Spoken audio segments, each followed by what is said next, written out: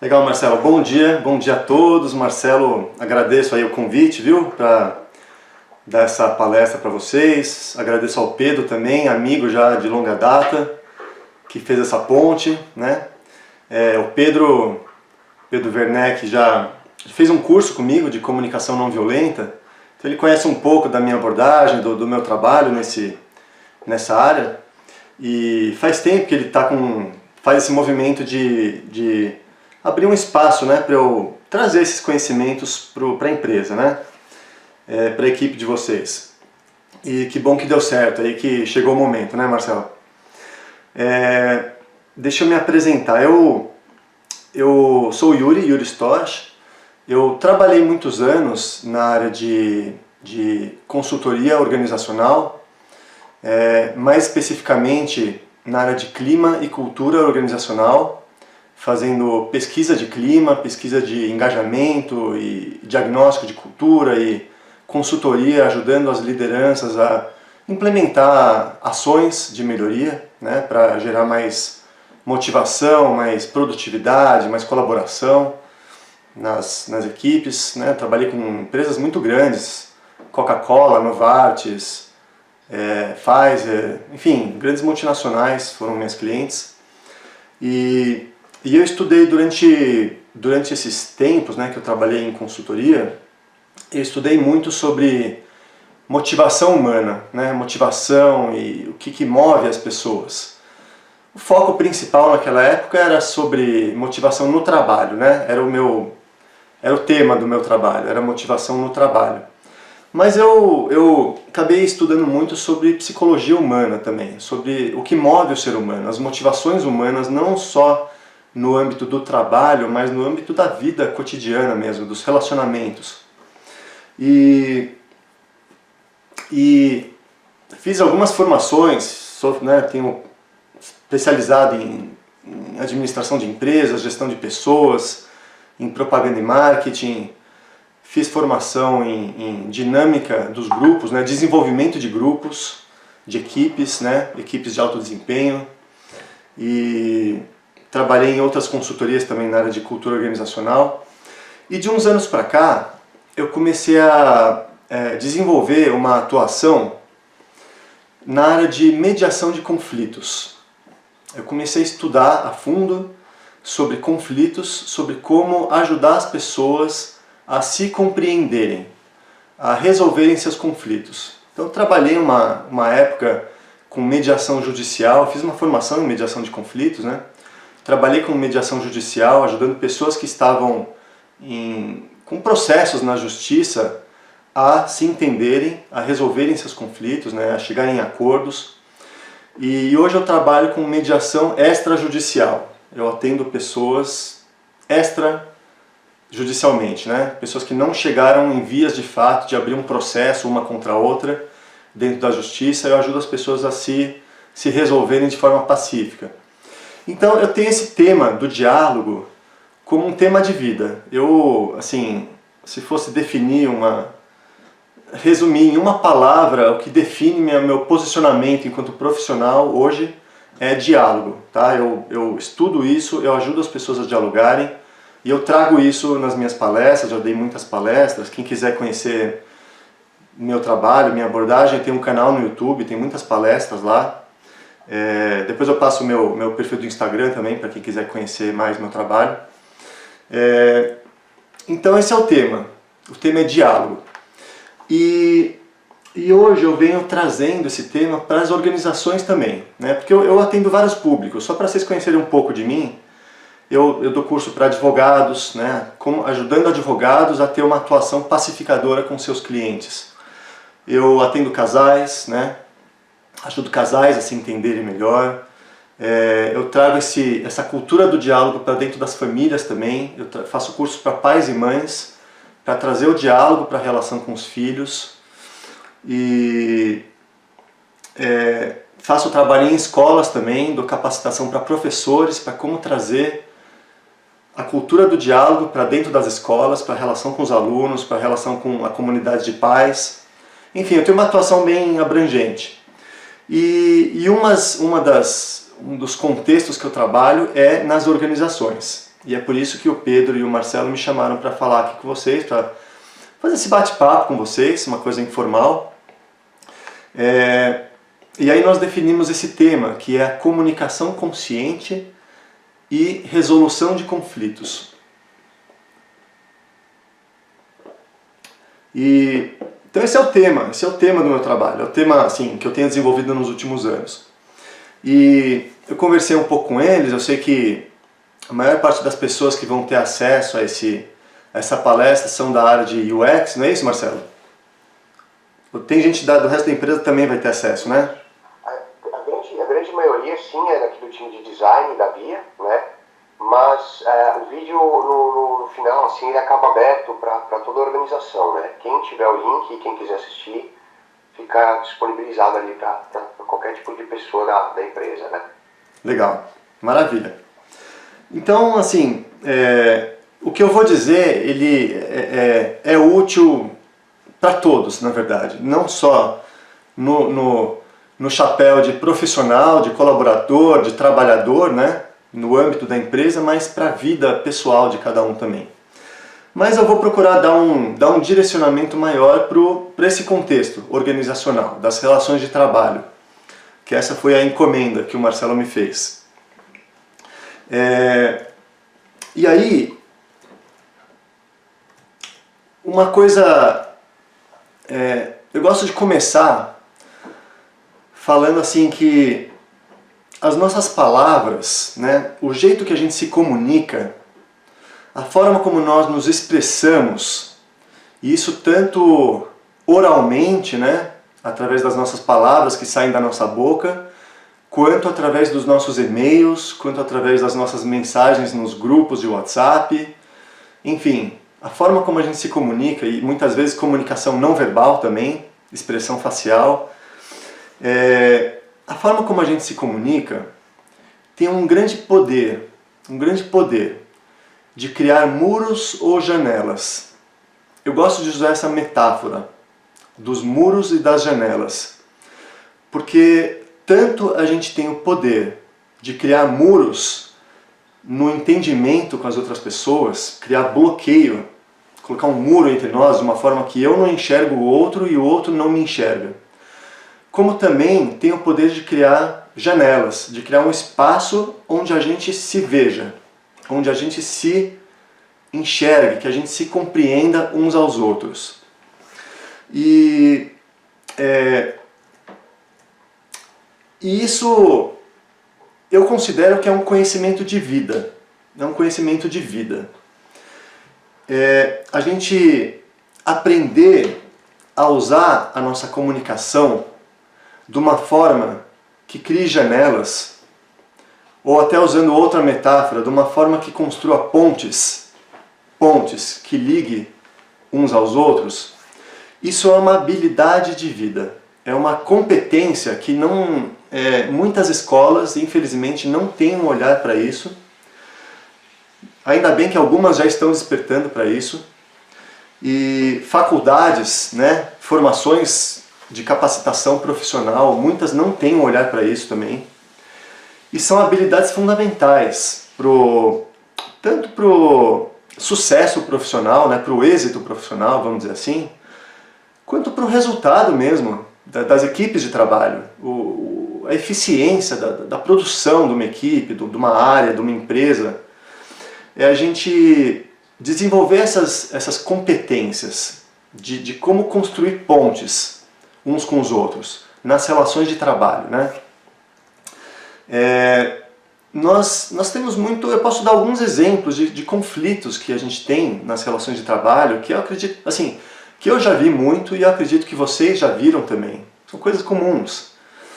Por exemplo, eu tenho uma iniciativa de um projeto. Eu quero emplacar um projeto na minha área. Uma mudança de processo, um novo produto, uma nova abordagem, e aí eu encontro resistências. Eu me deparo com resistências, pessoas que resistem, que colocam objeções para aquela minha iniciativa. São conflitos que a gente vive no dia a dia, né? Eu quero, por exemplo, trabalhar de uma forma, eu quero desempenhar o meu trabalho no dia a dia de uma determinada maneira, mas o meu gestor quer que eu desempenhe o meu trabalho de outra forma, ele quer que eu faça de outra forma o trabalho. Ele não quer que eu faça daquele jeito que eu estou querendo fazer. Então, tem um conflito aí. Conflito entre o jeito que eu quero, o jeito que eu prefiro e o jeito que o meu gestor prefere que eu faça.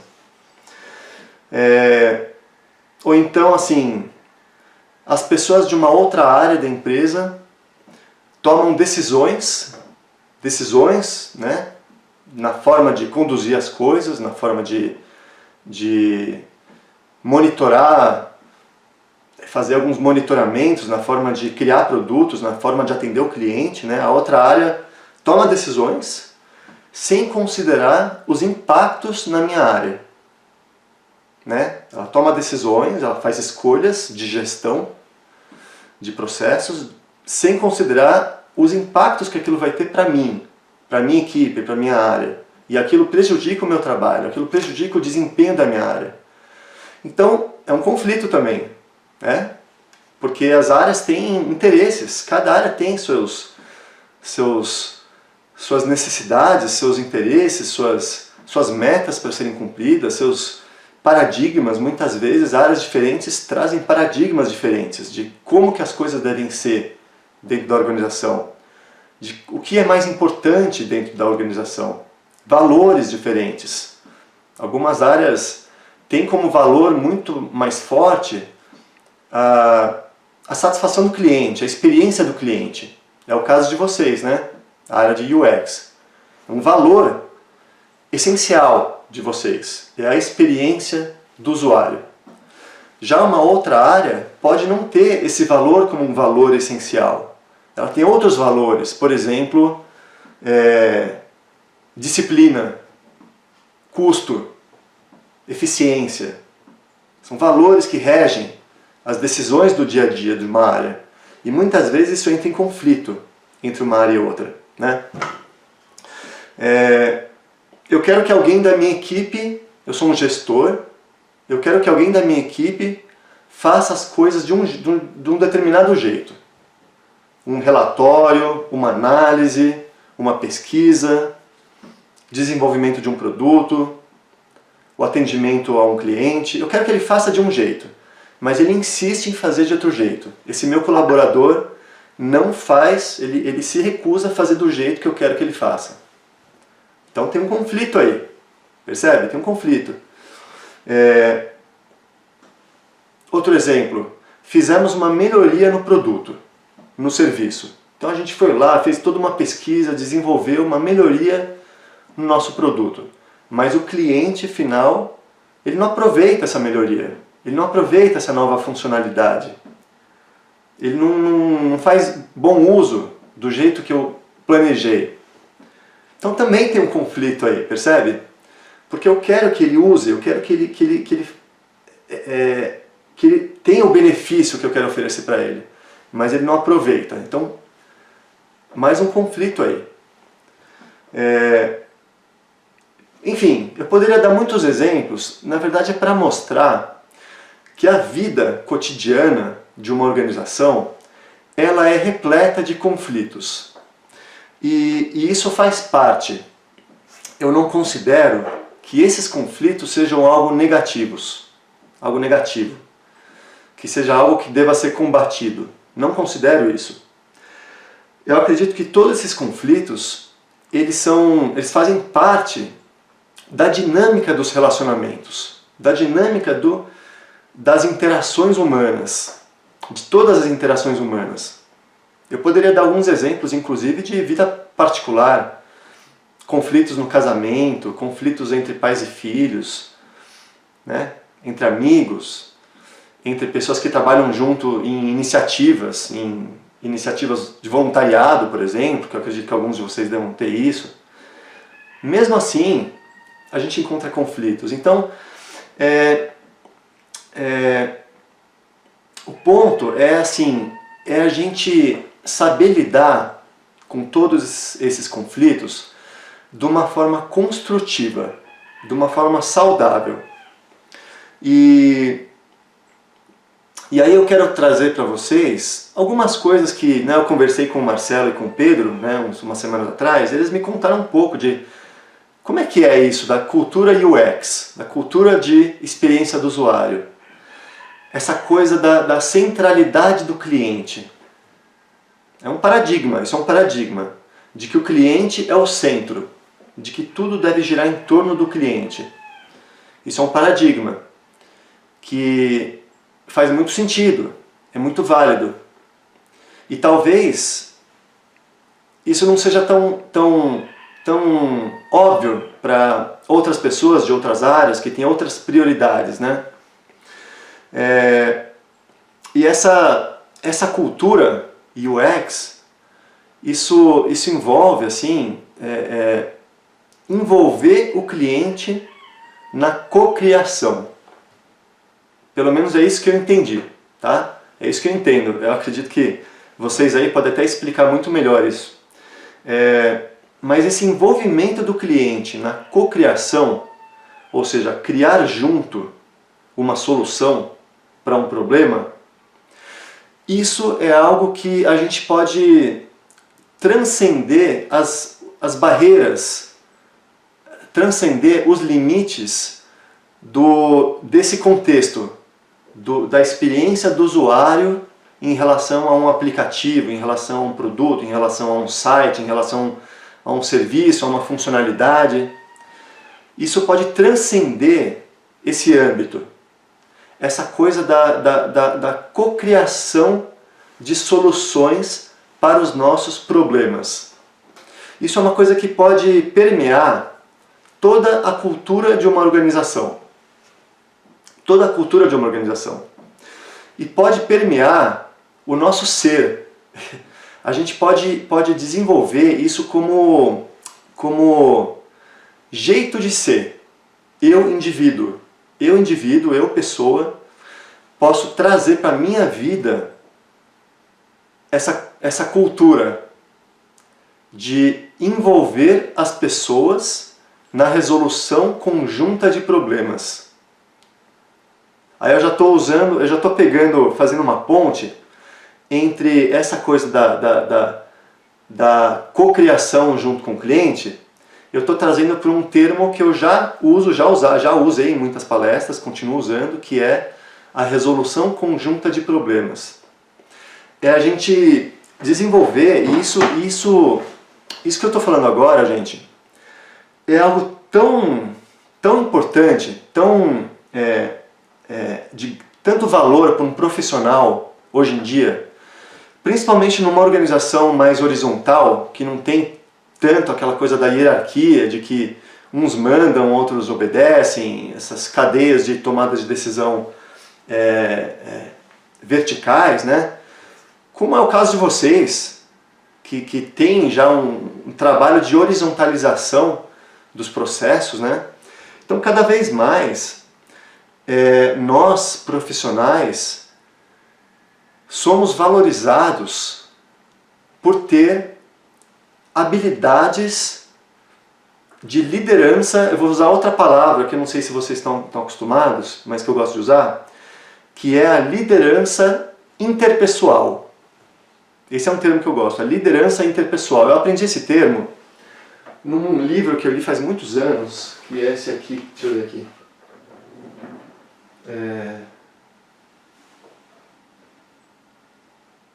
Eu não estou achando agora. Mas é Os 7 Hábitos das Pessoas Muito Eficazes, do Stephen Covey. E ele usa esse termo, da liderança interpessoal. O que é a liderança interpessoal?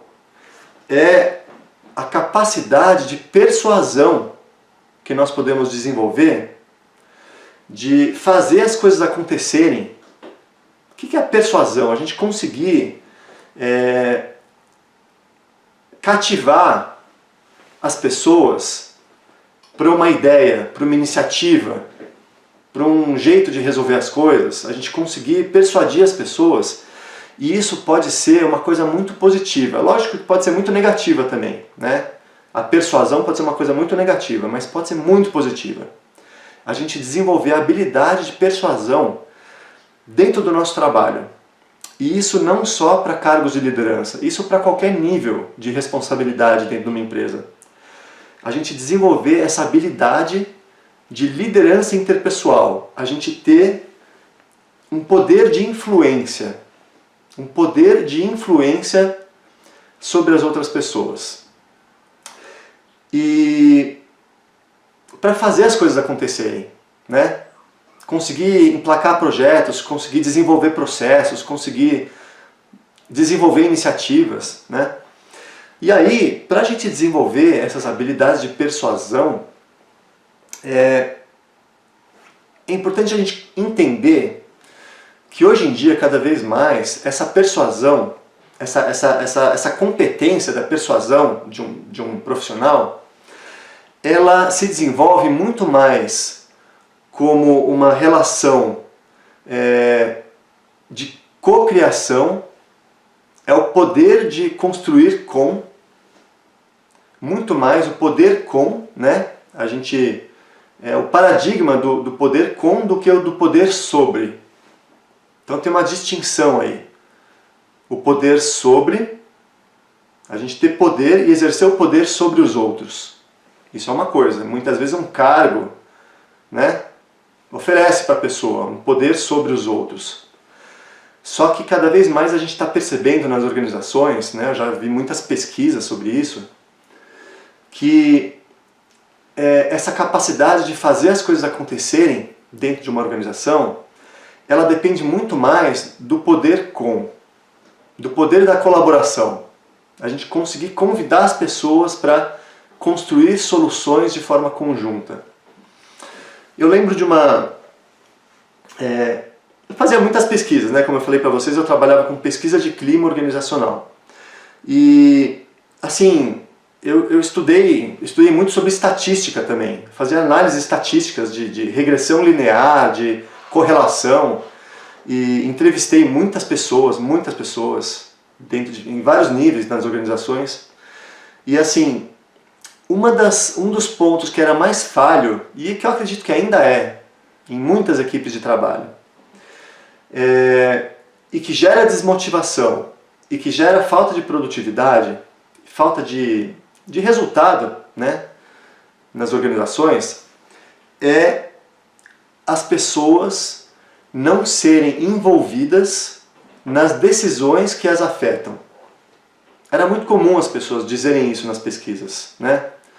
Eu não vejo que eu sou devidamente envolvido na tomada de decisões que me dizem respeito, que afetam o meu trabalho, que mudam a minha vida, que mudam a minha forma de trabalhar. Decisões que são tomadas por outras pessoas que afetam o meu trabalho e eu não sou envolvido nisso. Então, isso é uma coisa que eu venho trazendo isso, né? Nas minhas palestras, nas minhas consultorias também, nos meus workshops dentro de empresas. Essa coisa de envolver as pessoas nas tomadas de decisão que as afetam, que afetam o trabalho das pessoas. E aí, trata-se disso, a gente desenvolver essa habilidade que é a resolução conjunta de problemas. Então tem o como, né? Como é que a gente faz isso? Como é que a gente traz as pessoas que a gente quer convencer, que a gente quer persuadir, que a gente quer trazer para perto para uma ideia, para uma iniciativa? Como é que a gente traz as pessoas para perto? Essa palavra, resolução conjunta de problemas, ela já traz parte da resposta. Já traz parte da resposta. Porque não é resolver um problema e impor essa solução que eu encontrei para outra pessoa. Não, é resolução conjunta. É trazer junto para a gente resolver junto. E aí, como é que a gente faz para resolver junto os problemas? Esses conflitos todos, né, que eu mencionei. Porque todos esses conflitos, a gente pode trabalhar de uma forma construtiva com esse mesmo paradigma, com essa mesma mentalidade da cocriação, da colaboração, da resolução conjunta de problemas. Então tem alguns elementos que eu quero trazer para vocês e depois eu vou abrir para perguntas, para de repente vocês trazerem algumas questões mais específicas que eu possa contribuir de alguma forma com vocês. Mas uma coisa que faz parte disso, dessa resolução conjunta de problemas, é uma coisa que eu chamo de expressão autêntica. Expressão autêntica. Esse termo, expressão autêntica, eu aprendi na comunicação não violenta, que é uma das bases do meu trabalho, isso que eu estou trazendo para vocês, né? E também livros de psicologia eu nem sei se está aqui, esse livro aqui. Nem sei se vai interessar muito para vocês, talvez algum se interesse um pouco por psicologia, mas tem esse cara chamado Carl Rogers, que é o precursor da psicologia humanista. Cara assim, fudido, assim, cara muito genial, Carl Rogers.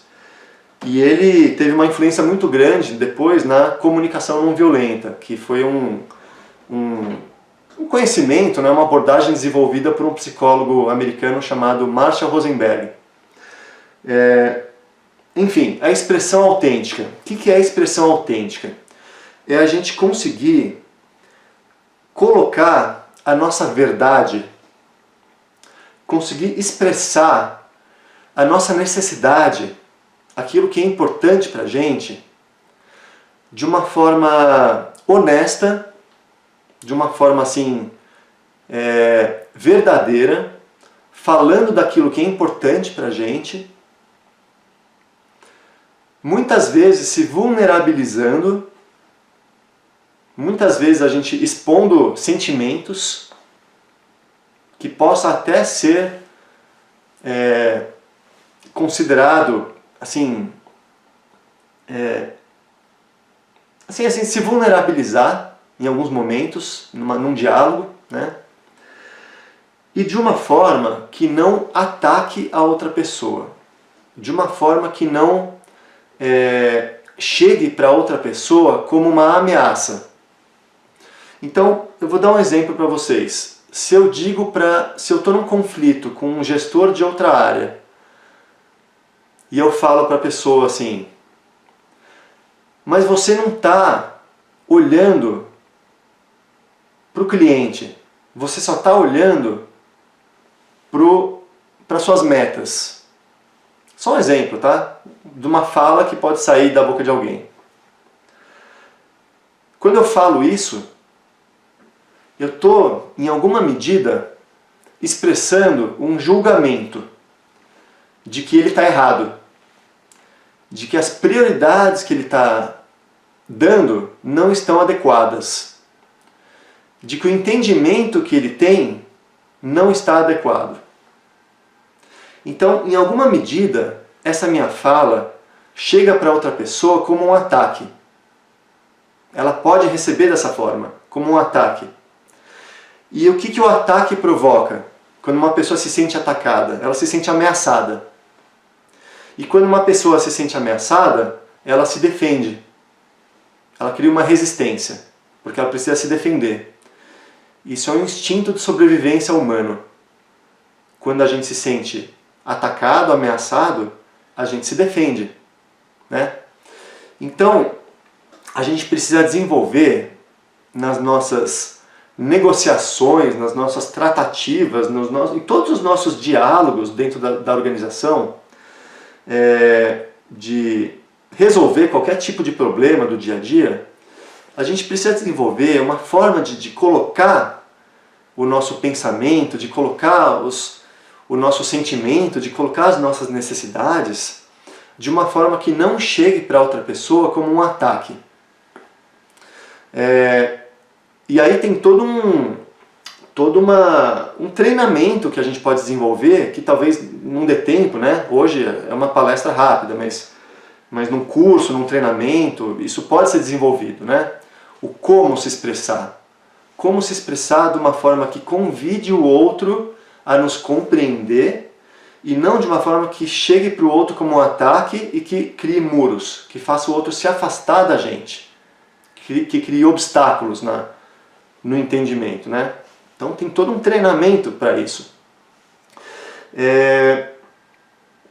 E aí tem um outro aspecto para essa resolução conjunta de problemas, que é a compreensão empática.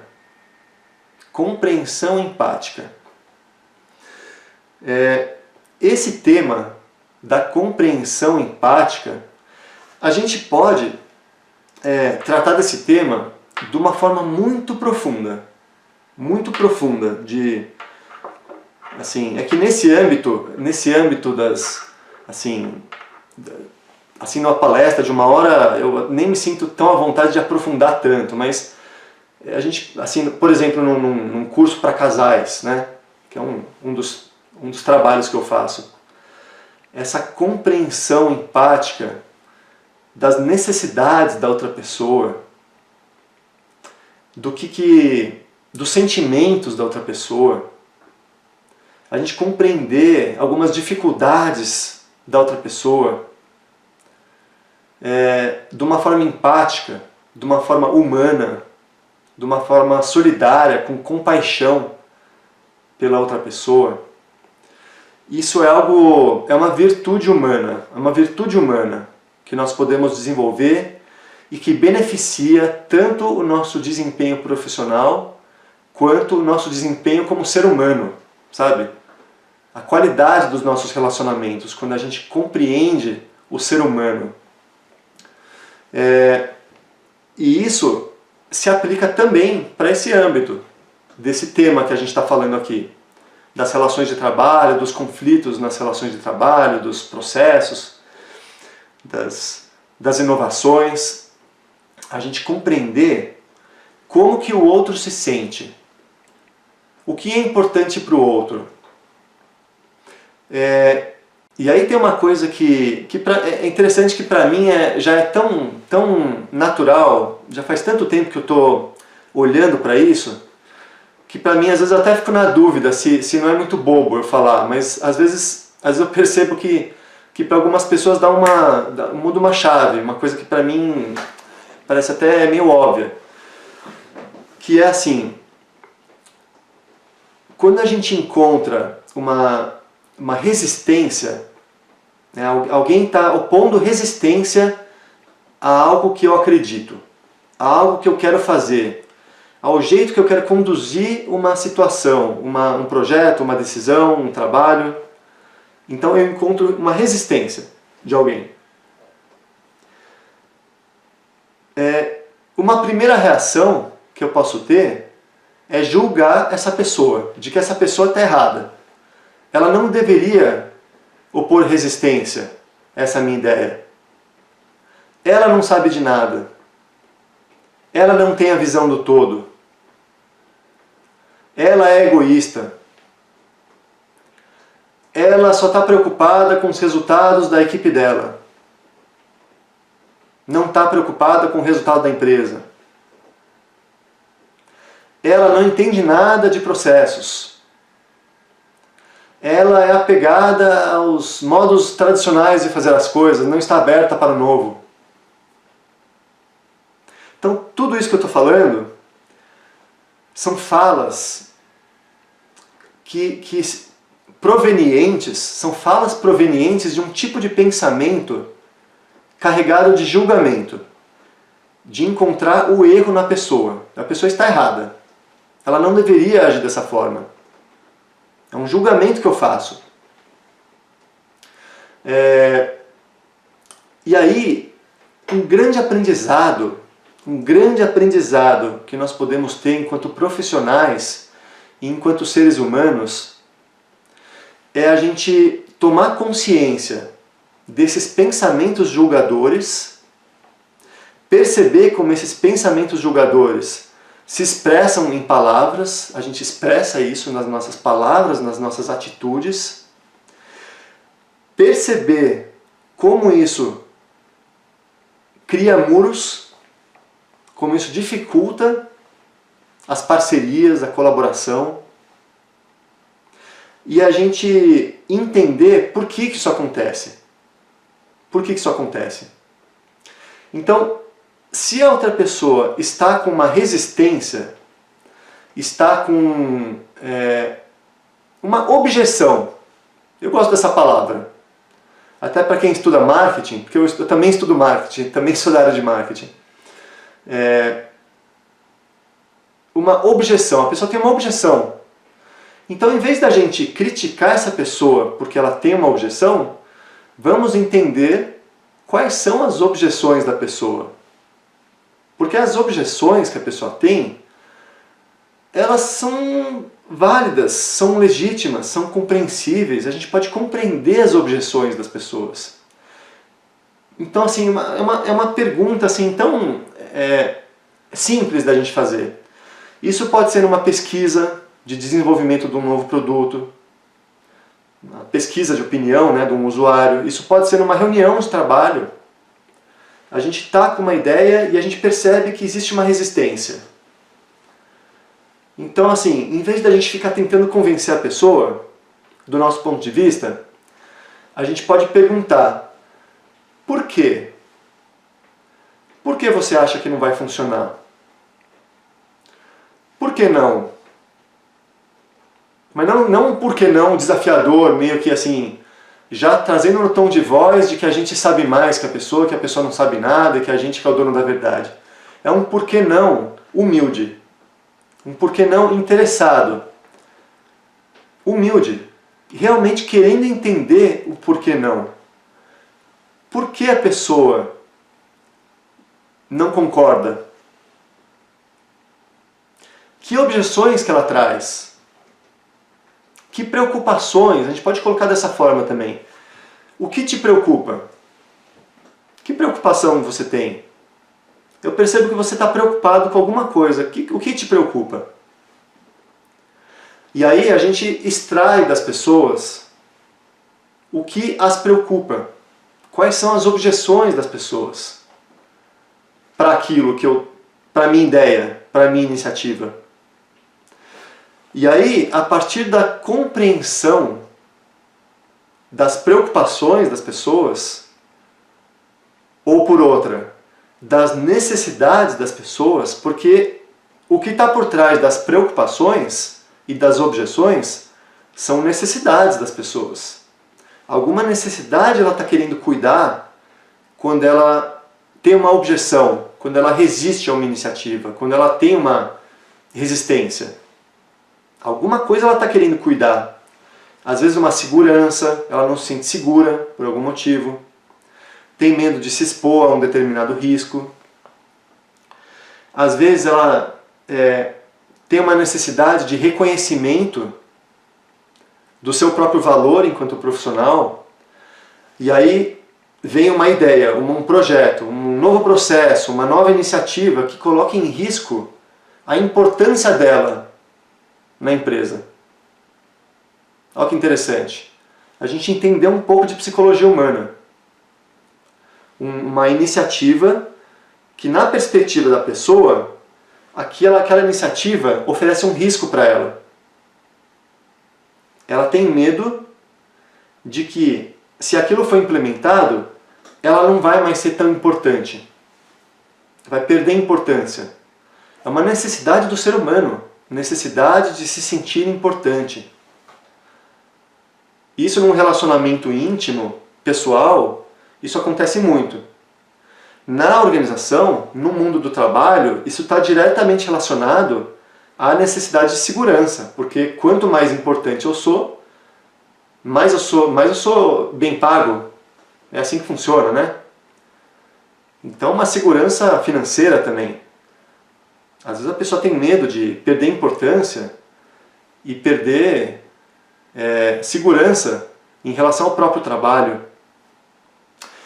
E a gente compreender essas nuances do comportamento humano, do porquê que uma pessoa se opõe a uma ideia, isso faz toda a diferença nas nossas habilidades de persuasão, de fazer as coisas acontecerem. Né? Então,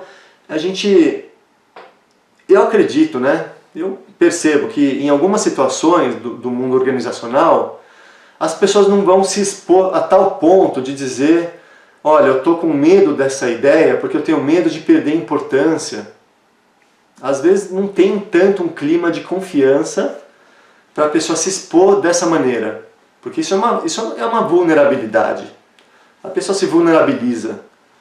Ela abre o seu sentimento, né, quando ela fala isso. Então, às vezes, as pessoas não têm coragem.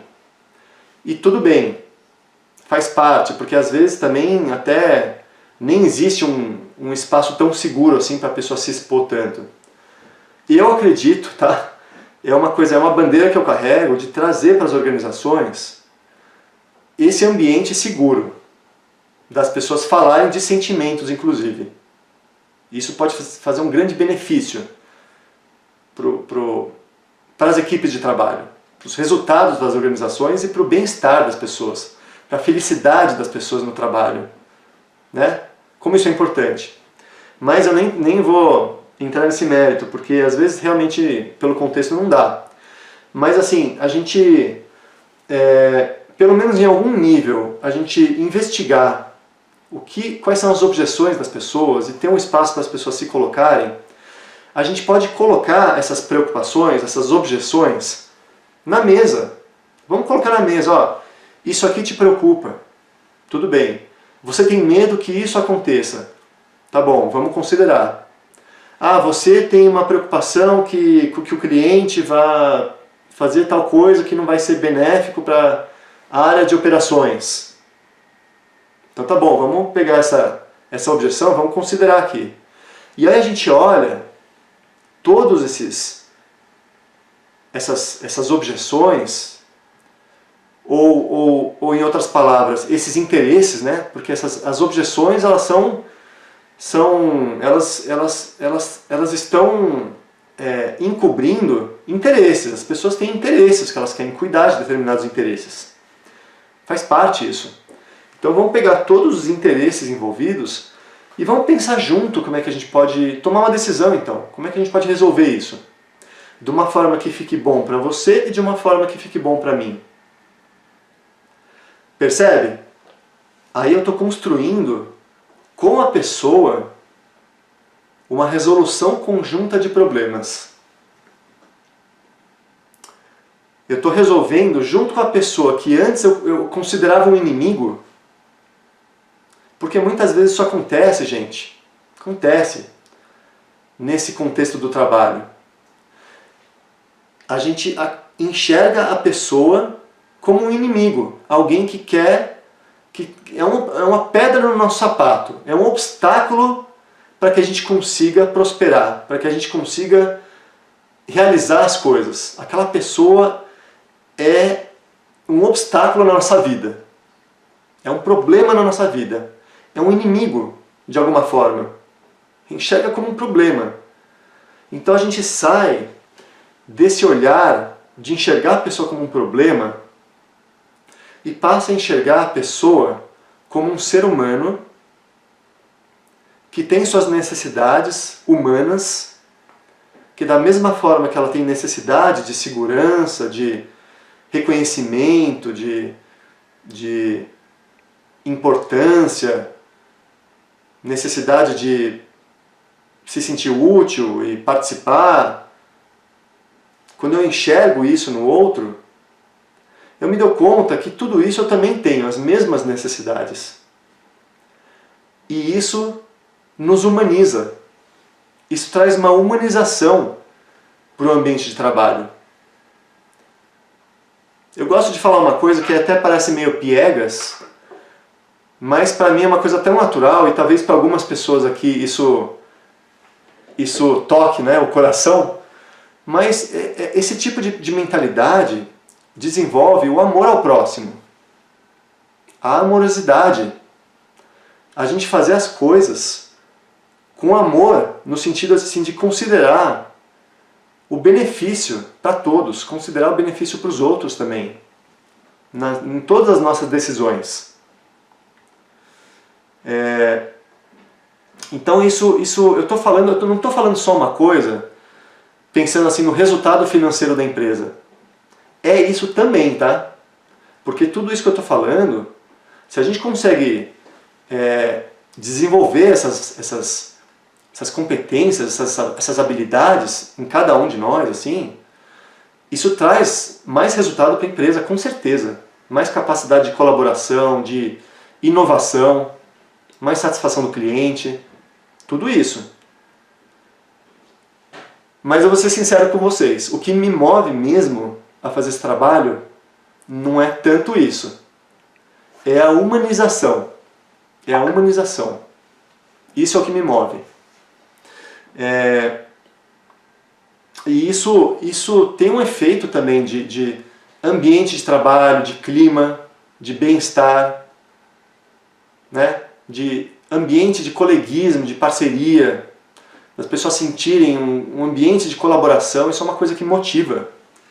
Eu lembro das pesquisas que eu fazia naquela época, que assim, um dos drivers de engajamento nas organizações, um dos motivadores de engajamento é a colaboração. As pessoas sentirem que estão num ambiente de colaboração. As pessoas se sentem bem quando existe colaboração. Então, isso é qualidade de vida. Qualidade de vida. Aquela coisa do produto, da felicidade interna bruta, né? Do país lá, o Butão, que criou esse termo, e que algumas empresas estão trazendo isso para dentro das empresas, né? Essa métrica da felicidade interna bruta, isso adaptado à realidade de cada organização, mas esse olhar para a felicidade das pessoas também. Isso é um impacto muito grande que uma organização pode fazer, social, né? Então, assim, por fim, eu já vou caminhar para um fechamento aqui da minha apresentação, depois vou abrir para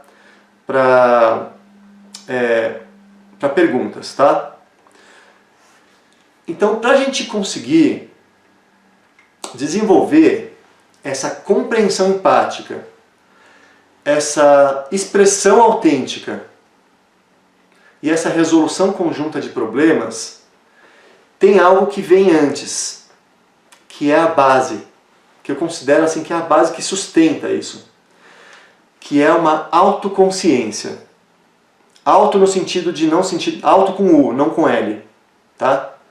Consciência de si. É a gente desenvolver uma capacidade meditativa, mas não necessariamente da gente sentar em posição, com as pernas cruzadas e ficar assim, de olho fechado. Não necessariamente isso. É um estado meditativo no sentido de atenção plena, atenção no seu estado interno, atenção com os próprios pensamentos, atenção com os próprios sentimentos, autoobservação. Autoobservação. Por exemplo, numa situação, numa reunião de trabalho, alguém fala alguma coisa que eu não gostei e que eu fiquei com raiva da pessoa, eu perceber naquele instante que surgiu dentro de mim um sentimento de raiva. Eu dar nome para esse sentimento. Estou sentindo raiva. Olha o que está acontecendo dentro de mim. A pessoa disse aquilo e eu comecei a sentir raiva da pessoa. Perceber. Observar. Observar as sensações físicas. Como é que esse sentimento se manifesta em mim. Procurar entender por que eu senti raiva. O que me deixou com raiva. Que necessidade minha que está sendo ameaçada, na minha perspectiva, e que fez eu sentir raiva. Então isso é um tema assim para a gente ficar muito tempo falando, tá? Se de repente surgir alguma pergunta disso aí, eu posso desenvolver um pouco mais. Eu só estou dando aquela provocação inicial, né? Aquela pincelada. Então assim, essa autoconsciência de perceber os meus pensamentos, perceber os meus sentimentos, compreender as minhas necessidades, compreender as necessidades dos outros. Então isso vem antes de qualquer forma de expressão verbal. Porque a forma como a gente se expressa é um reflexo daquilo que a gente pensa e daquilo que a gente sente. Aquilo que a gente sente, que está dentro da gente, no nosso sentimento, e que está no nosso pensamento, a forma como a gente pensa, isso sai através da nossa boca. Tudo que sai da nossa boca estava dentro da gente, né? Então, o trabalho começa dentro da gente. A gente tendo atenção, cuidado, compreensão com os nossos sentimentos e tendo atenção, compreensão e cuidado com os nossos pensamentos também e com as nossas palavras, com a forma como a gente se comunica. Para que a gente consiga criar essa ponte em todas as situações das nossas relações de trabalho e na nossa vida pessoal também. Eu chamo esses quatro elementos que eu falei, né? A resolução conjunta de problemas, a expressão autêntica, a compreensão empática e a autoconsciência, eu chamo isso de 4 chaves do diálogo. São 4 chaves que a gente vira dentro da gente que vão desenvolvendo essa competência do diálogo, da colaboração, da liderança interpessoal, como eu disse, né? Liderança interpessoal, esse poder de influência do ganha-ganha.